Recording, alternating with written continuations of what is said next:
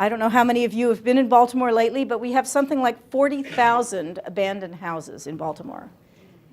Those houses used to be occupied by working class households that had people working on the docks, working in the shipyards, fueling Bethlehem Steel, working in the auto industry, and once those industries left, the people who worked in them, who had good blue-collar wages, left with them, and left behind neighborhoods that are plagued by violence and by crime because there are so many abandoned houses.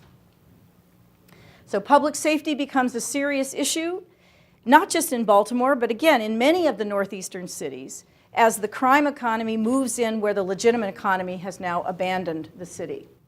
Once you get industry moving out and the cities are struggling to find a way to pay for the public services that they need, tax rates start rising. Tax rates on households are climbing and climbing because tax rates on businesses are just about disappearing because the businesses have disappeared. And this then acts as a disincentive for industries to move back in. Baltimore is actually a fantastic place to do business. The land is inexpensive, the logistics are still there, we still are a port city, we're still located near Washington, D.C.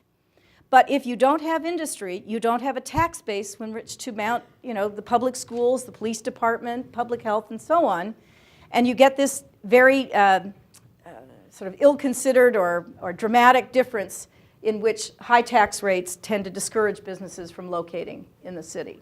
So what are we going to do about this? Well, Baltimore is our home. We are what is called an anchor institution. That means we're not going anywhere.